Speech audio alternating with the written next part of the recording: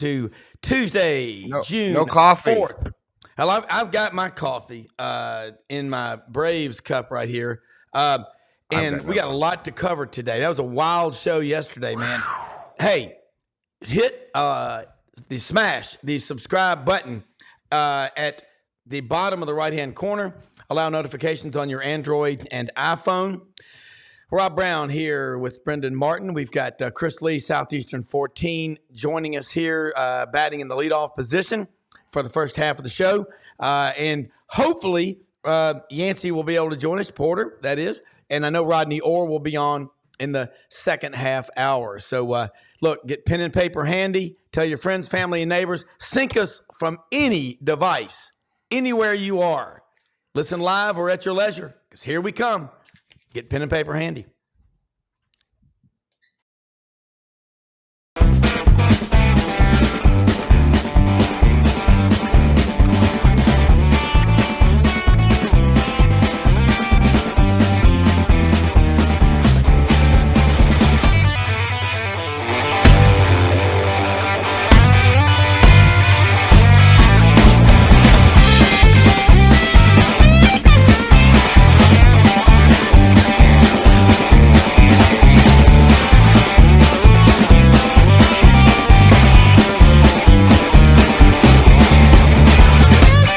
Sidelines with Rob Browne.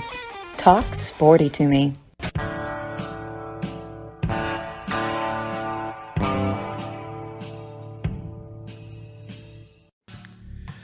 All right, guys, a lot to talk about today. Chris Lee, lead off with us. And Chris, we had a lively show yesterday with Mitch Davis and Franz Beard and Ben Troop and Brenden and I talking a lot about SEC baseball and just really, it was interesting. It was interesting to hear, Mitch, it's frustrating. Vanderbilt, you cover Vanderbilt closely along with the rest of the SEC, but them losing like they did in the regional, they went 0-2. That's a shock, but Tim Corbin's not going anywhere. I mean, he's going to be back. He's the best thing Vanderbilt has. We all know that. But what do you think is going to happen? I think he'll be back. Now, look, every season, some blue blood somewhere tries to make a run at him. And so we'll see when the coaching carousel hits, if what happens. What Tim Corbin has always done is he's always come back to Vanderbilt. He's used whatever offer he's got elsewhere as negotiation to make his own situation better. But I will say there's been a lot of talk about, and I know there's something to this, the Nick Saban, Jay Wright, Gary Gilmore, the latest to do it at Coastal Carolina walk-off, because, hey, I'm just sick of the way the game is. There are no guardrails. There are no standards. And it goes from, NIL and roster tampering. They've had kids playing in regionals and other teams in the league calling their kids the night before they got a game and stuff like that. You've got, I think, widespread equipment tampering. You've got an NCAA that refuses to do anything about its bats and balls problem or whatever that is. You've got other stuff going on. It just seems like there are no guardrails for college baseball, and it enables the worst of the actors to do as they please. I'm not throwing a finger at anybody in particular, but here's my point. You've seen coaches get sick of that and just say, I'm done. Yeah. And I think, there's been noise in the air about that with him for a year or two now. So that's another thing to watch. Yeah, and the interest in baseball is growing every year. But when we had Jackie Sherrill on the show Friday, he talked about probably 85% of the TV money from all college sports comes from college football. Then a certain percentage from basketball and maybe 2% from baseball. But that number's growing. It is, but I worry about the same reason that you just said. Coaches that have left college football as head coaches that have gone to other programs to be coordinators. Not that they're, working for, $8 an hour in tips. they're getting paid really well as coordinators. If Tim Corbin leaves, who would be next? That we don't want that to happen. I mean, or any of these coaches. And you look at these up and coming coaches, who would, I don't know. He's built such a unique culture at Vanderbilt. You don't want anything to happen to him. Yeah, I'm pretty sure the next guy. I mean, I'm not sure. I think the next ask would be Eric Bakich at Clemson, who's been at Vanderbilt before as a hitting coach, coached under Corbin, is now at Clemson. Faced off against Tim Corbin in the 2019 NCAA final. His wife is from Shelbyville, which is not far from here. I think that would be the ask. I think that's what everybody expects. Could be Josh Holliday at Oklahoma State, although there's history there. Holliday played at Oklahoma State. His dad coached there. He's got a son on the team now, I think, or a relative. So I think those would be the targets. I think Bakich will be the guy. Now, I think the question would be who would control the search. Their athletic directors had some weird ideas about things at times. I think she would probably get overruled. I think there'd be a mutiny if they didn't take that coaching search seriously. That's if it happens. Yeah, I don't think it will. But I don't either. We're outlining all the not. possibilities. That one's somewhere in the university, and if it's small. Yeah. Well, you look at the money in all these schools. In baseball, we've got 5 schools trying to get to the in the super regional, don't we? And we've got Florida going to play at Clemson. You've got Tennessee, Kentucky, Texas A&M, and Georgia. So we still got 5 of the 11. Were you shocked that 6 of the 11 went out after the first weekend? I would have put the over-under maybe a team or two higher, but I mean, I'm not shocked. I felt like the league was as strong as it's ever been, but you're seeing some strange stuff. I mean, look at all the 3 seeds that advance. And by the way, no 2 seeds advance. That's weird. We have no seeds in the regional finals. We got a bunch of 3s and a bunch of 1s and a 4. But I mean, I'm in some of it. I'm like, I didn't think LSU and Mississippi State. I thought they deserved better matchups than they got. Yeah. I thought both those had a shot. Both of them took it to a regional final. LSU took one to extra innings on Monday night. Yeah. So they were that close. The Arkansas one was the one that surprised me. Yeah. And if you'd said Arkansas is really going to hit the ball for the most part, but the pitching is going to let it down, that would have not been on my radar of things. Although Arkansas had some, if you were paying attention, there were some pitching concerns late with that team. Will McIntyre just has not thrown well for about a month. I think he got hit in that thing.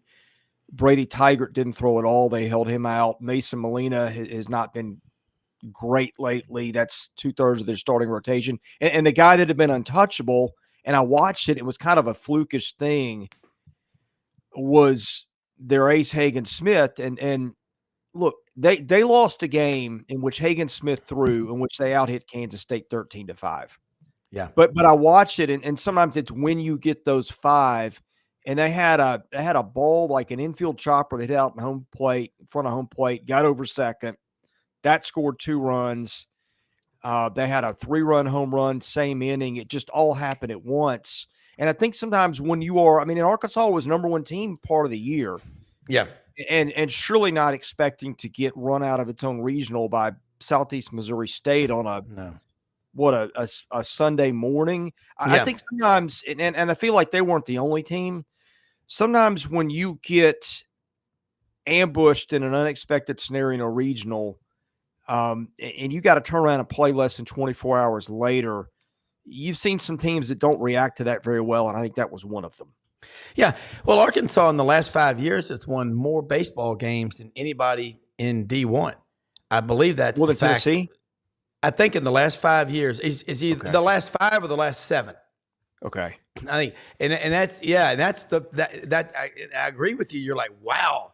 And when they dropped that pop fly, the foul ball in 2018, it's like I don't know. It's something.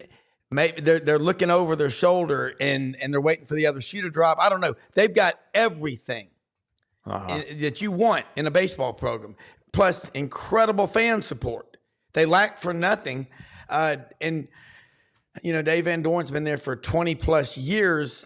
You're going, well, you don't replace this guy. What do you want to have, a consistent program every year? But you want to win that World Series, and they've been to Omaha a number of times. Baseball used to be a West Coast game. The college game was, and now it's a Southeastern game. But Southeast Missouri, High Point, Coastal Carolina, you saw some crazy stuff happening. Yeah. Now what those guys got to worry about is getting rated in the portal. But we've got 3 years, or the portal's been around since October 15th of 2018. So they've been there and done that. What was different this year, or is this more of the same?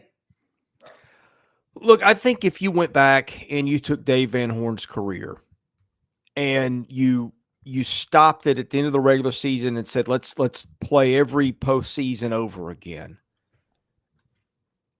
It's kind of like the 1990s Atlanta Braves. Like if you went back and did that thing over when they had Glavine, Maddox, Smoltz, I think they would have won more than the one title they got in 95. I think Arkansas, the zero, I don't know.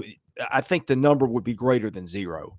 You catch a pop fly against Oregon State, something happens that goes differently. I mean, baseball's a game of weird stuff. I was out in Omaha in 2015 watching Vanderbilt and Virginia, and Vanderbilt had beaten Virginia the year before. Virginia had a clearly better team, but Vanderbilt beat them. The next year, Virginia gets in the thing, I think as a 3, wasn't nearly as good. It lost not all, but a lot of its dudes from the year before. Yeah. And if there's a grounder down first base and Xander Wheel's ready to field it, it hits the bag, it skips over his head into right field, 2-run score. You make that ball go 6 inches to the left, it's out 3, and Vanderbilt wins the College World Series. You see stuff like that in baseball all the time. You could hit a ball a certain exit velocity, a certain launch angle, whatever, and crush it, with 3 guys on base. And if there's a gust of wind that blows it out, a little bit, it gets 2 feet over the fences. That's a grand slam. The same gust of wind blows the other way, it's called at the warning track. That's just kind of how it goes. And that's a lot of words to say. I think if you had to do this over again with Dave Van Horn, I think it looks differently. I think they will get one somewhere. But it is harder to be consistent the way he's been consistent than it is to catch a break and win one somewhere, I think. Yeah. All right. Of these 5 schools in the super regionals, Tennessee, Kentucky, Texas A&M, Florida, and Georgia. You got a favorite to get to Omaha? Now there's going to be some canceling each other out. Yeah. Well, in terms of just winning the super, Tennessee's got to have the best odds by a considerable margin. They drew in Evansville. That's a 4. Now, the interesting thing about Evansville, they hit a lot of bombs. I think they are second, at least as at the end of the game yesterday, they were second in the country in terms of regional home runs behind Tennessee. Now, they also played more games than Tennessee did too. But, all that to say, if something crazy happens, there's your formula. A couple balls get out at the wrong time. I think on the right side, and here's the thing. I think Tennessee, if the seeds went out, is going to be in a much tougher bracket in Omaha than the right side, where you could see 4 SEC teams. I like A&M. I think A&M is, in my mind, that's my pick before the tournament. I'm going to stick with them. A&M. I'd like to see them play better. Yeah. Yeah, I just think that they've got really top-end pitching arms that have just been shut down guys, and they got about 3 of them, and they've got some other guys that can get the job done too. Not that Tennessee's bad in pitching by any stretch. I think they were 3rd in the country in ERA, but I just line them up and say, like, who would you like to have on your staff? And I think I'd take 3 guys on A&M staff before I'd take anybody on Tennessee's. Now, that might be close. Wow. I'd be thinking about Drew Beam and Nate Snead and some other guys like that. But, they've got between Prager and Shane Sadeo and Evan Oschenbeck, who, Sadeo and Oschenbeck are guys that can come out of the pen Sadeo can start. They can give you multiple good innings. I think it is invaluable in a regional to have a guy who can come in and give you 3 or 4 innings, the way Mississippi State had it a couple of years ago with Landon Sims, and just shut the door. Now, those guys aren't as dominant as Sims was in terms of just, they're striking out 40-something% of guys, but they got the job done one way or the other. And so that's where I like A&M a little better. I just like the composition of their top arms.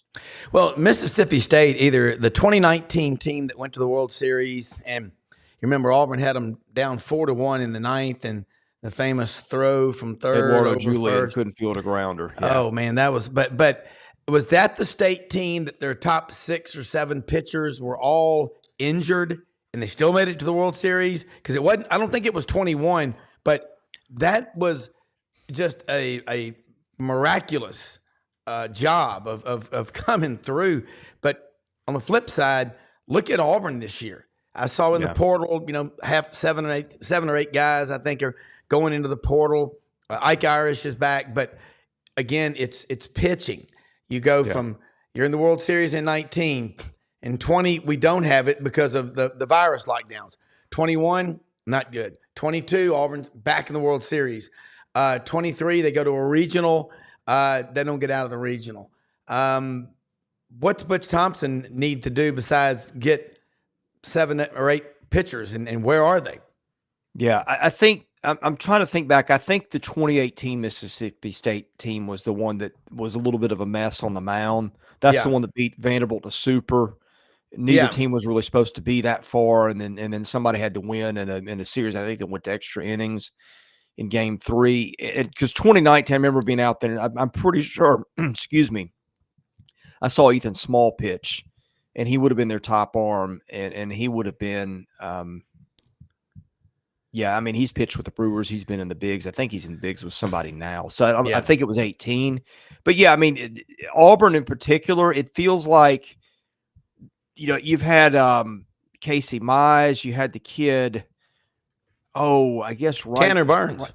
Tanner Burns was the one I was trying to remember. Stud, was a stud. I don't think he's made the majors yet. Had some issues with health. But, yeah, I mean, Auburn's pitching this year was just kind of a mess. Gonzalez never got back and healthy. He was an ace 2 years ago, just shut everybody down. Not a dominant guy, but you couldn't hit the ball hard off him. And when you don't have – when you just got a mishmash of guys and they all run together and they've all got 6 ERAs, that's hard to win in the league. It really is. And one more baseball question, then I want to talk a little football. But the SEC, now you're bringing in Oklahoma and Texas. Do they really play a different brand of baseball like they do on the West Coast? Do they play that much different a brand in the Big 12 versus the SEC, or is it very similar? Well, to be honest, I've got a limited amount of time, and I invest pretty much all of it in watching the SEC. Yeah, I got you. I do catch. So all that to say, I don't like to speak to things I don't know about.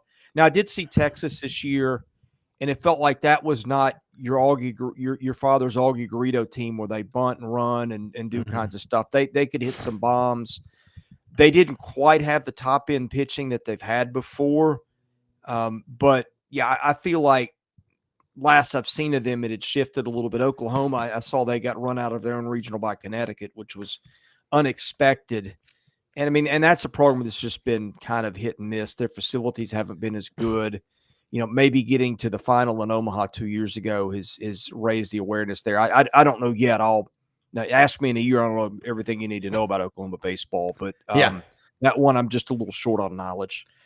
Well, no, but that's smart. Like me, if I don't know something, I'm going to tell you. All right, Thursday, I'm at Barnes and Nobles. They're coming out. This is Lindy's, right. And also found this one. It's football time in Tennessee. I think Athlon's is out. It's usually out Memorial Day weekend. So, but I hadn't seen it yet. But I had somebody send me a quote from one of those anonymous coaches on another team in the league. So it's somewhere. But looking at this top 10 that they have in here: Georgia, Ohio State, Texas, Oregon, Ole Miss, Michigan, Alabama, Notre Dame, Missouri, and Florida State. That gets people talking, if anything. Sure. You like that? I guess again, I kind of wait for the dust to settle on the portal and know what everybody's roster is before my time right now has gone into baseball right after it went into basketball. Yeah. And so to me, spending a lot of time this summer on football was just I'm not going to say a waste of time, but why try to commit rosters to memory that the second you do it, the parts have changed again. Again, ask me in 2 months and I'll have a definite opinion. I have like ESPN put out a preliminary top 25. A lot of the teams in the top 10, sound the same. I think Georgia's going to be number one by some people. I've seen Missouri and Ole Miss in top 10s. And I mean, at this point, you got two coaches there that have just mastered the portal and have got their systems in, have got ideal NIL situations. So that makes sense. Yeah. Well, Charlie Condon was, Matt Dean said on the show Thursday that he was coming to Rhodes College in Memphis as a football guy and walked on at Georgia. And that happens. That doesn't happen in football very often, but it can in baseball. So, you look at, and what I think too is happening, Todd Helton being inducted into the Major League Baseball Hall of Fame after Frank Thomas, that's it. Now, Frank was the first one, but you're going to see a whole lot more of these guys coming through. But the product, the college baseball and the Women's College World Series, I mean, that's SEC heavy. And Florida trounced Oklahoma yesterday, 9-3. That is kind of like, chomp, but that blew people's minds. But Oklahoma has won, 3 straight national Women's College World Series national championships. So this league is going to get better. And if you're not investing, you're falling behind. Yeah. I mean, it's the pace. College sports has moved. I don't know. Feel like it's moved 100 years in the last 5 alone. Yeah, it has. And I read an article in this Lindy's Sports college football 24 preview. It's their national preview. It's not their SEC preview yet. But Dennis Dodd echoes what I feel. And I was texting with him yesterday. He may be on the show with us tomorrow or Thursday. But he said, in spite of all the stuff going on, and we talk about it all the time, the interest, the popularity, ticket demand, it's higher than ever. I mean, I'm with Tony Barnhart. Not even the adults can screw it up. David Whitley, the Gainesville Sun, said on his show last week, the Buddy Martin show I was on with him, he said, I think it's pretty much idiot proof. We love the game, and we love once you start playing the games, all that noise from the outside tends to slow down, doesn't it? I think it does. I see college sports a lot like I have historically seen baseball, where it is right now. And here's what I mean by that. You go back to any era of baseball and you find something you just want to turn your nose up at. You go back to the 1800s, early 1900s, surely in 1919 when the World Series was fixed, you had rampant fixing issues with baseball.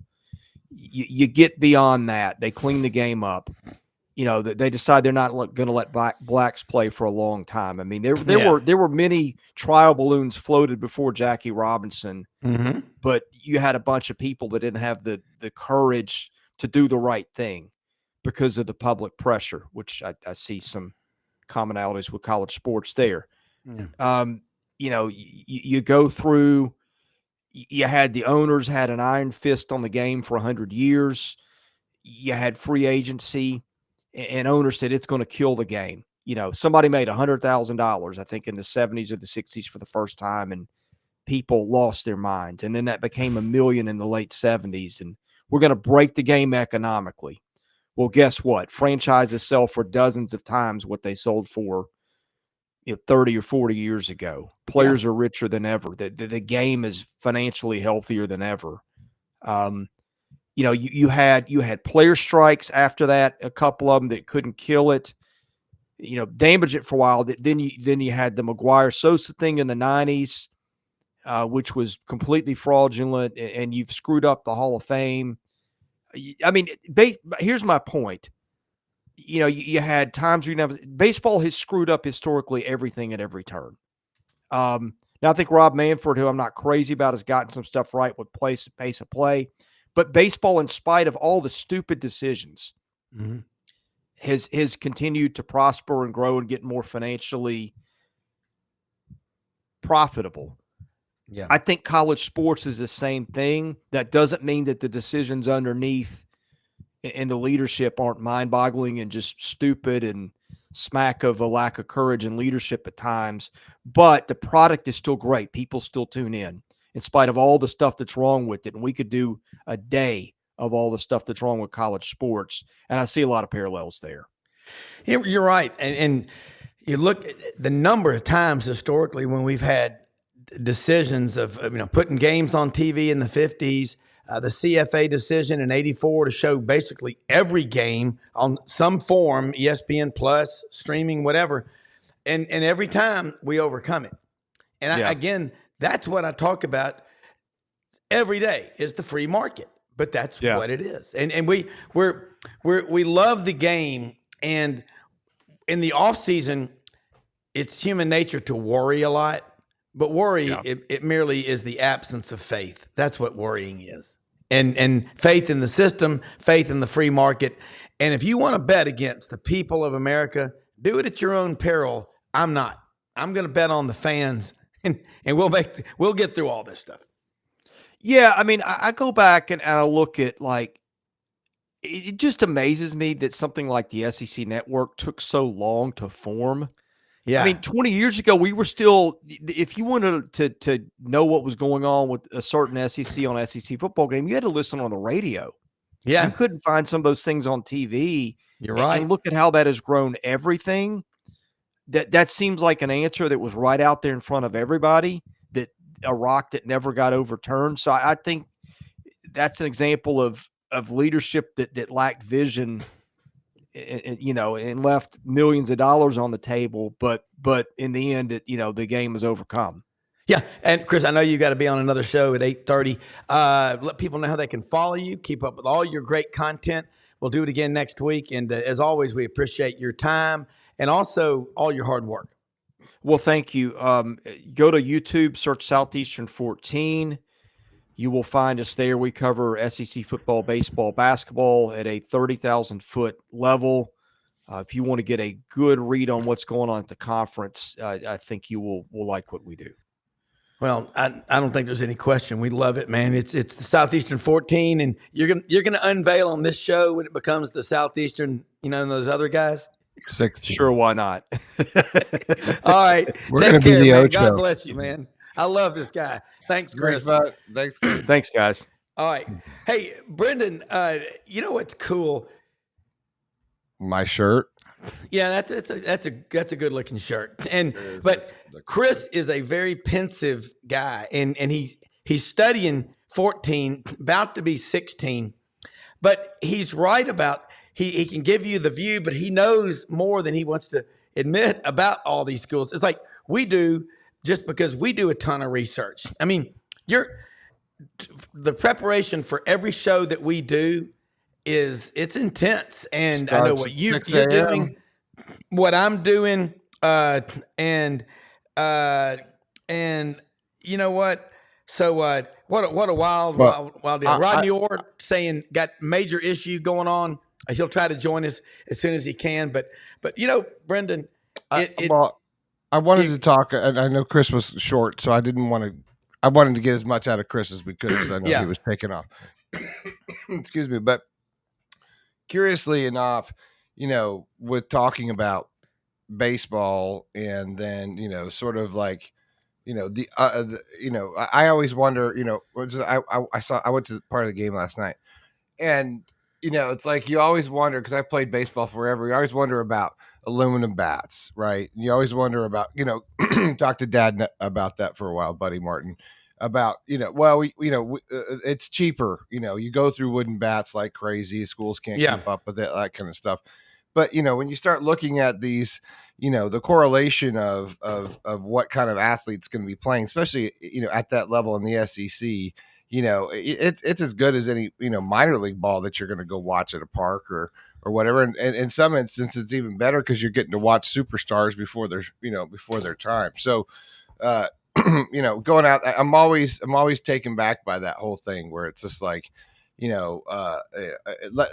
let's make the game a little bit more closer to what they're going into as far as let's figure out a way to get. You tell me we can't figure out a way to get wooden bats and all that kind of stuff. I think that's ridiculous. Well, we'll figure it out. I mean, but he's right, and if Rodney's running way behind. Yancey had an issue, kind of one of these wild days that you have every now and then. Yeah, hey, push through and execute. This is a time when you need a guy like Buddy Martin. Oh yeah, I'm already talking to Buddy. I'm talking to him right now. Okay, I'll tell you what I'm seeing going on with the game of college football, basketball, baseball. The fans are worrying, but again, once you start playing the games, it's fun, and that's what we're really. At the end of the day, all we want to do is see the game, the product on the field. It's like people that say, I'm not voting for this guy, he's a jerk. You don't have to be friends with him. Question, all you're concerned with is, can this person, this man, this woman get the job done? And you look at sports, what is going on? We want, as fans, these players in college to love the school that they are playing for, where they're enrolled, as much as we do. That's all we ask. And if they're going to make money and they love it like we do, that's fine. But if they're just getting a big bag of money, and I hate Deion, I've got to get my bag. I'm so sick of that. I really am. And we're seeing that play out. So yeah, and it's happening. His program is toxic. He got a lot of people to watch Colorado last year. But it was such a flash in the pan. Look. I've been around. You told me about Boulder. I told you about that before, and I said, look, don't buy into any of this crap. I said, and I told Buddy this too, and he said, oh no, he's in, and he's going to come on, by the way. But I said, look, I just. I've seen that program for too long. And we're talking from the McCartney era. So I've been watching that program for a long time. Yeah. So I know from 30 plus years living in Colorado, that program was so dead. It was so dead as a doornail that, he came in and could show a little flash in the pan, because anything at that point was going to, gave it a heartbeat, and I think it was just such a quick fix with this Louis, and I've got my Louis, and I'm going to come be big time and all this stuff. And I've seen all these articles recently, especially about how now he's, they're talking about he's going to come back to the South, and Florida wants it. Look, Florida doesn't want him to be head coach. There's no way. I wouldn't hire him. I tell you what I don't like. Look, I understand you got to go in there and get the roster cleaned up, but you're dealing with people, and you got to have people skills. And what I gather, and I said this on the show last year, he got a lot of eyeballs to turn toward Boulder and Pac-12 football, and we all gave him credit for that. But behind the scenes, under the surface, how many in-home visits has he made? And I've said this. This was my takeaway from last year. All I see is Deion Sanders. It's all about his two sons and Travis Hunter, because you can't name another player on that team. And they started off, they won at TCU early. Didn't they win that first game? Yeah. And that made everybody go crazy. You got to invest in people, and they've got to know that you care more about them than you care about yourself or your son. What I mean is, I don't get the impression that he is a team first guy. He's all about himself and getting my bag and all. No, look, he was controversial when he played the way he played, before. And here's Buddy Martin, and he's a Deion guy. All about himself. Buddy Martin. Yeah. Buddy, good morning. Morning, gentlemen. Hey, and I listened to a lot of veteran sports writers who said they had interviewed Deion in college, and they said what he was like then. They said he hadn't changed. And I mean, you talk to people in Dallas that had to deal with him, the way he acted to Tim McCarver in the locker room, throwing champagne all over him. And I mean, it's all karma is a switch. And you know what I'm talking about. It'll come back and bite you. You lie to people, you screw people over, it's going to come back and get you. Let's get back down into the SEC where Buddy Martin is. And Buddy, looking around at, I read, Lindy's College Football Magazine is out. I mean, it's at Barnes and Nobles. That's the national preview. Their top 10 is Georgia, Ohio State, Texas, Oregon, Ole Miss, Michigan, Alabama, Notre Dame, Missouri, and Florida State. I mean, any team out there, and Ole Miss is the one everybody's like buying stock in. Everybody likes Ole Miss. But what's different right now on June 4th, heading into this college football season, compared to every other college football season we've witnessed up to this point? With anything? I'm sorry, guys. We're a softball and baseball school.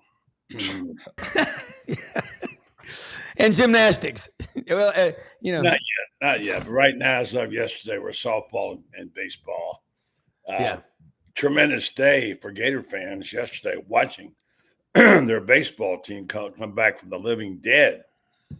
And now going to Clemson to play. They're just 2 games away from it, guys. Kevin O'Sullivan, some people were talking about, hey, he needs to go, leave, whatever. He's leaving, all right. He's going to Clemson where he used to coach, and he's taking his team up there for the regional. And these guys are suddenly stroking the ball and pitching good. Yeah. And just another indication, excuse me, of how fast things can change. Yeah. It's really fast. You can talk about a team today, tomorrow. Yeah. There are more Cinderella stories in softball and baseball from Florida than there are anything else right now. They've had some tremendous things happen in recent. I mean, the catch yesterday made by their center fielder to save a run. And then Falby, she comes back and hits an inside the park home run, breaks an 0 for 18 slump, hits an inside the park home run. Florida beats Oklahoma, winner of 7 national championships. Patty Gaston, the coach, who was 20-0 in the last 20 postseason games, and 52-0 against her former assistants, of which Florida's Tim Walton were one, got beat yesterday. And now they're going back at it again at 2 o'clock today. I just love this. I watched more television the last 3 days. And I loved watching the women's softball. Wow, it was fun to watch. And the men's baseball had a tremendous performance by Brenden Neely, who suddenly became, Sandy Koufax or something out of nowhere. And Kevin O'Sullivan said it right. He said, to have a chance in the postseason in baseball, you have to have these guys come out of nowhere. Yeah. Right? Florida had a guy come out of nowhere. He wasn't off the bench 6 games ago, was the MVP of the tournament. He hit 3 doubles the other day and a home run. I mean, this is the great things about these overnight stars that we haven't heard their name. All of a sudden, they're making the headlines. And Brendan's right. The brand of baseball in SEC is really good. I mean, really good. It's comparable to anything AAA and down in baseball. And it's fun to watch them come out of nowhere and suddenly Brenden Neely made himself a bunch of money. He came in off the bench and out of the pen in the 4th inning, and Florida was about to look like get their brains beat out. And he pitched 11 strikeouts. 11 strikeouts he had, and shut him down. And Florida won that game 5-2. Now they're going to Clemson, where as I said, Sully used to coach. So there's a lot of good stories out there. My point, going back, things can change so fast. So fast, it's hard to know. I don't agree with you on Deion. I don't know what's going to happen. I heard a very smart guy yesterday, Joel Klatt from Fox, who, by the way, is not doing the games. It's too bad because he was really good at it. He got demoted because they got their star. So Joel Klatt said, do not sleep on Deion Sanders. He said, if Shedeur Sanders gets his act together, look for them to win 8 or 9 games this year. They're going to be a team to reckon with. People who think Deion is dead don't get it, don't understand the transformational thing that's taking place. He said, "Believe me, I'm there. I've been there. I've talked to him." He said it's still going to happen to some degree. Now, what happens after this year? But so it's almost like you have to be. If you're a half a beat behind anything, you can be completely wrong. I made a statement 14 games ago, Florida, my broadcast partner, Shane Matthews. We said, "What's going on?" I said, "Well, I'm really concerned about the status of the baseball team and the softball team." And he said, "Why? They're iconic and whatever, and they're elite." And I said, "Well, okay, well, maybe they are, maybe they have been. How long does that elite tag last before you start thinking, well, they got swept by Florida State, or how are things trending?" And Rob, this is the business we're in, and Brenden, we're talking about trending. What is trending? Yeah. And you can be a half a beat behind and be 10 miles behind. And so there's things going on that we don't know about. And I hear these national reporters coming on talking about Florida that I do know a little bit about. And they just haven't been watching what's going on in Florida and Gainesville right now. So there's a lot going on. And so you got to keep up. It's hard for old guys like me. So many things happening. Great week for softball and baseball. Can't wait. And, of course, the football season rolling around now. Florida is looking pretty good right now in football. Well, you talk about Deion. And, again, I mean, I'm talking about Colorado, the culture out there. The players I don't think there's a lot of trust among those players. That's an issue of him, but he lost a lot of his assistants after 1 year. But again, we're focusing on the SEC, but I couldn't imagine him coming to the South. Ask Florida State people what they think about him. It's just weird. I don't dislike the guy, but I talked to a lot of smart Florida State people, and they just don't like him, and it's because of a lot of things that he's done. And I don't like. Sorry, Rob. I don't like the way sort of where he left. Was it Jackson and Jackson State? Yeah. State.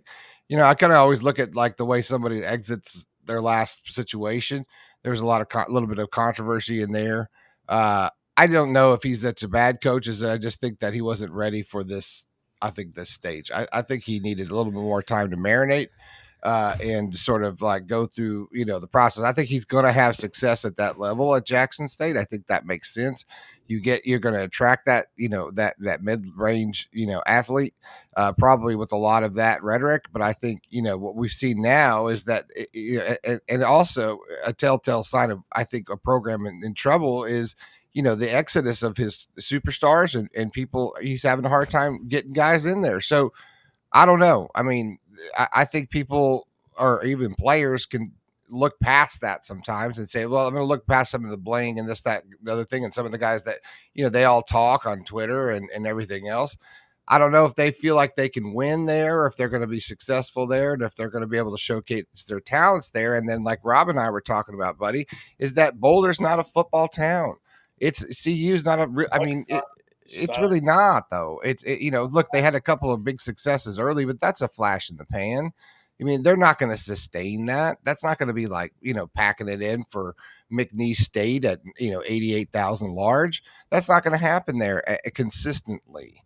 And I think that's why I think, Deion, the whole thing is just starting to fizzle out. And I know Buddy and I have disagreed from the beginning. I just don't buy into it. Well, I think what makes the college football program work is that the fans and the coach and the coaching staff and the players are all connected. They're all on the same page. They love one another. And that's where you're going to lose your fans if they look at the team and they're like, we don't even know who these guys are.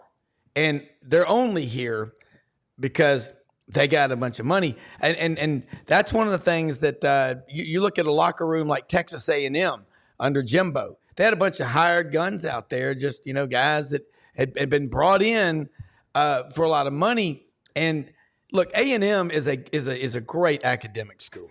Their fans are unbelievable. They are the they're some of the most passionate fans in all of college football. All I'm seeing, though, when you look, buddy, at Texas A&M, they have all the money. As Fran says, only God and the Longhorns have more money than Texas A&M.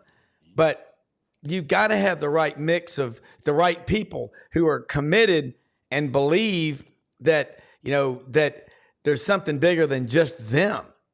And I think that look in the SEC. You look in the state of Arkansas. It's one team, one state. That's their motto. And you look in Mississippi. You've got that rivalry, but that makes both teams work harder. When you're in Florida, you've got Florida State to deal with. You've got Miami. Now you got USF. Now you got UCF with Gus there. And I'm looking at what UCF is doing in recruiting. They're getting a lot of kids, a lot of really good prospects to come there. And look what Georgia's doing. Georgia Tech's got to get an athletic director who understands how important college football is. But wherever you are, you better have the right mix of people, buddy. Money alone can't fix all these problems. Well, that's the thing. I mean, look, we're trying to figure this whole thing out. It's a moving target. We're not sure what to expect or what's right or what's good or we're being asked to accept things we don't really believe in.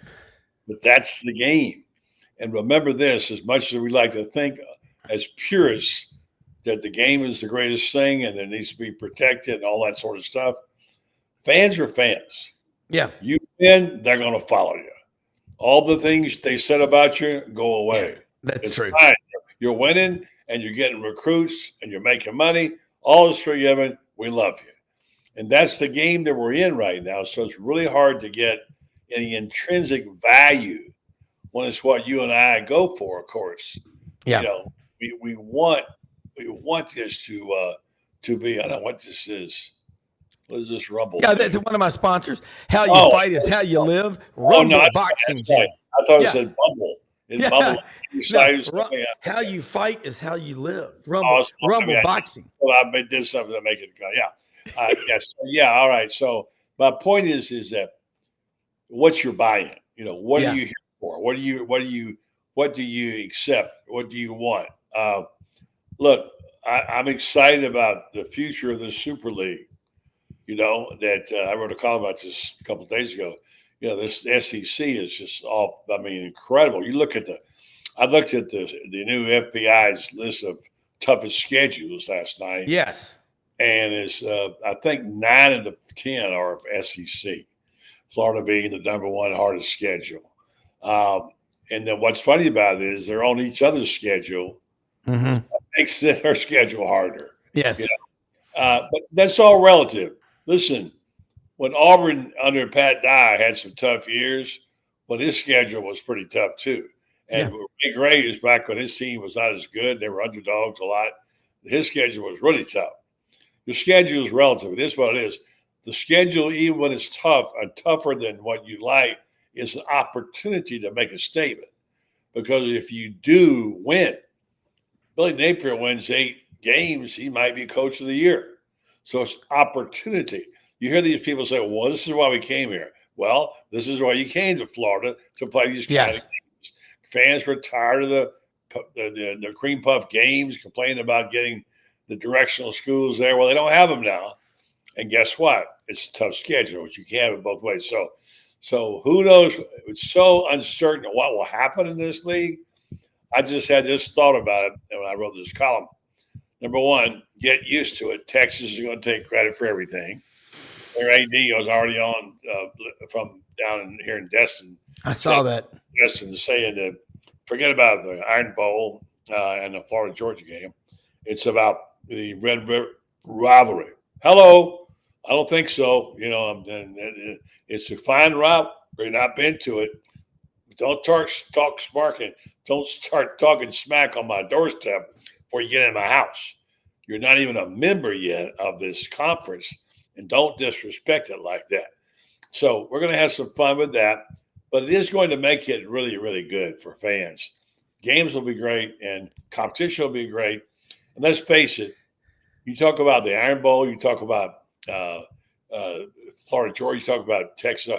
is the years they have the best teams when their games are really great. Back in the day when they had Texas, Arkansas, and stuff like that. Correct. So it depends on the rise and fall of the fortunes, of what's going on. But it's going to be an exciting time. And I've had a wonderful time with watching softball and baseball. I can't wait to watch football. Yeah, I agree with you. And you look, I saw Chris Del Conte, the athletic director at Texas, and Joe Castiglione at Oklahoma. They were on Paul Feinbaum's show last week from Destin. That's what I was talking about. Yeah, and I was watching that. And Feinbaum said, man, thank you. You have just given me so much. He goes, thank you. Because, and Mitch Davis pointed it out yesterday. He said his comment was the Red River Shootout, OU Texas is maybe the 10th best rivalry in the SEC. And I said, well, I'd put it up there. But then again, you're right. There's so many great rivalries already here. And I'm looking forward to going to SEC Media Days, July 15th through the 18th in Dallas. Yeah, you're going to be there. My guys, all my guys and you are going to team up there. That's great. We're going to have fun. And how much of it will be about, it's going to be fun. Texas welcomes the SEC. And they hate Texas A&M. But there is respect between Texas and OU. And it's a different dynamic. And we need to do a podcast on SECU on Oklahoma. Going to get that set up. Yeah. But buddy, I'm with you. The fans just love the games. They love to see them played. And I want to say thanks to all of our sponsors like Hewlett and Dunn, Boot and Clothing Company on the Historic Square in Collierville, Tennessee, open Monday through Saturday, 10 a.m. to 6 p.m. They have a 25% off all boot sale through June 16th, okay?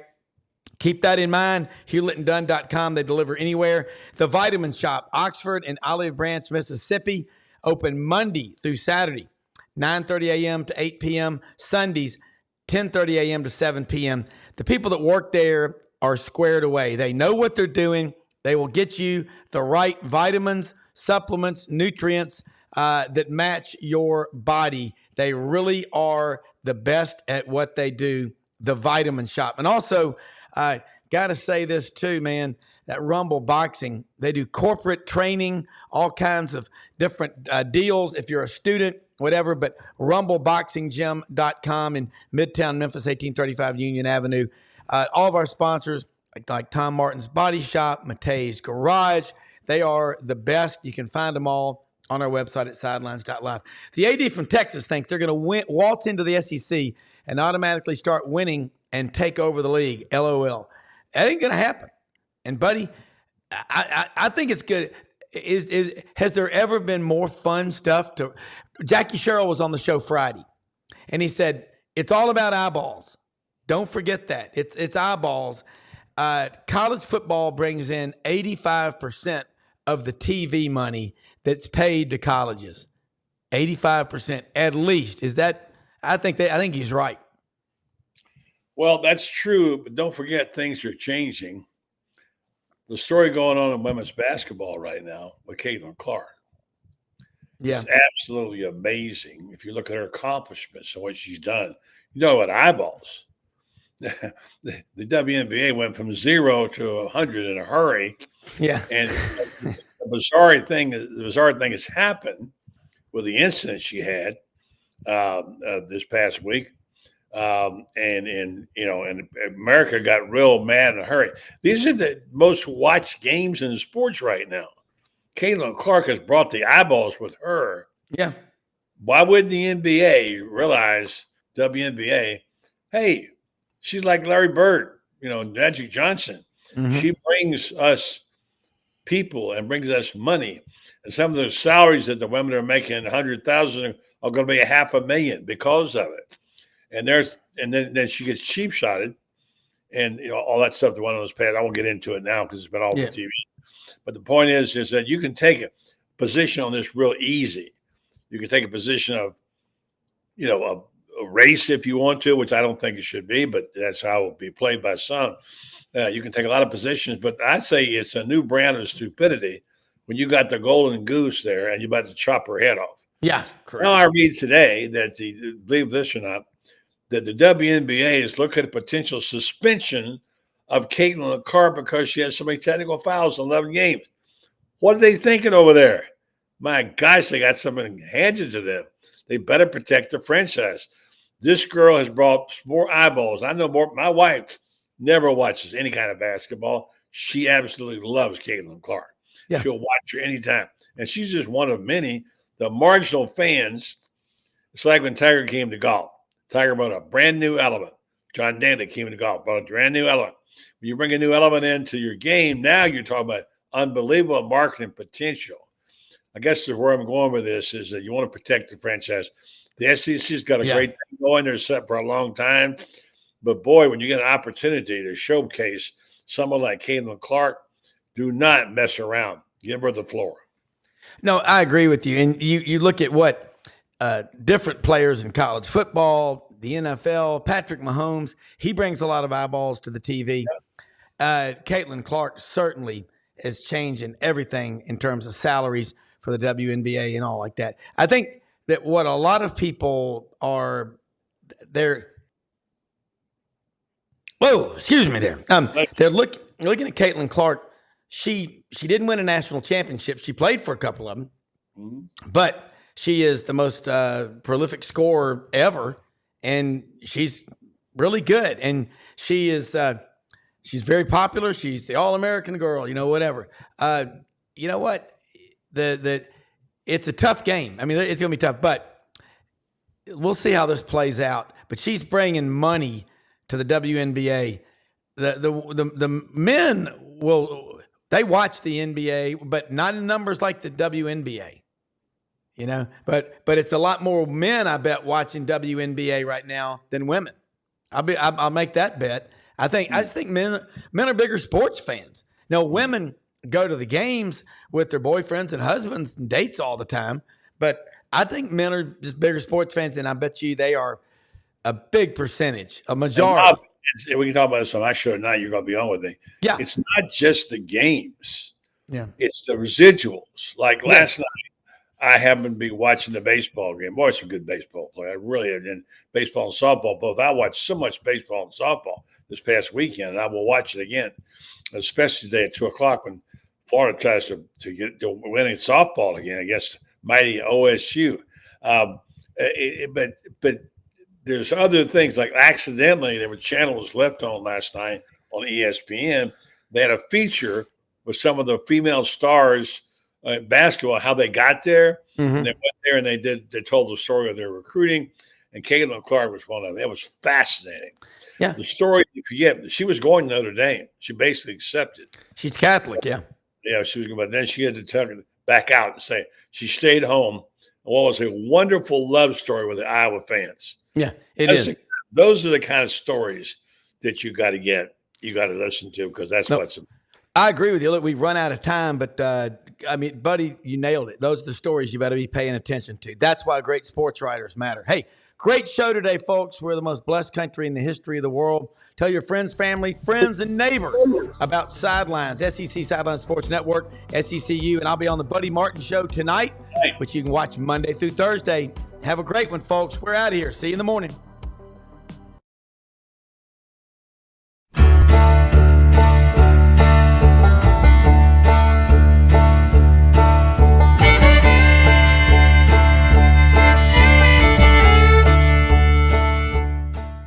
In a perfect world, you'd set a health goal and results would happen overnight. In this world, the real world, it takes time, dedication, and the right support to achieve your best self. The Vitamin Shoppe health enthusiasts are here to make sure you're not wasting a single moment on the wrong supplements. From the highest quality sports nutrition and superfoods to the most sought after trends, you'll find a huge variety of science-backed solutions for every goal, and the people to help guide you along the path to greatness. Unbelievably, every 2 minutes in our communities, a child is either bought or sold for sex. I am Ari Dickey, board member for the Nashville Anti-Human Trafficking Coalition. Join me and millions of others in our fight against human trafficking and for its victims by helping to educate the most vulnerable among us, our middle and high school students. Go to nhtcoalition.org, become a partner, and help keep our families safe, because none of God's children are for sale.